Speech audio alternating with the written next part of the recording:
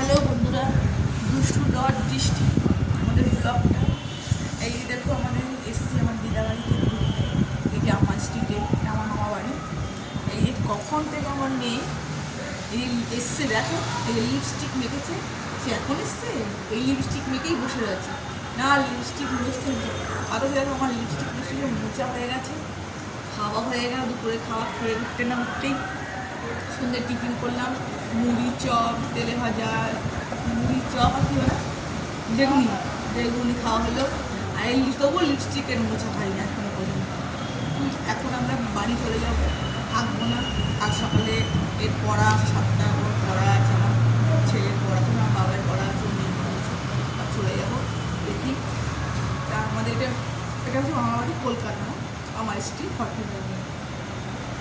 ভিডিওটা ভালো লাগলে লাইক, কমেন্ট, শেয়ার করো। বাই বন্ধু।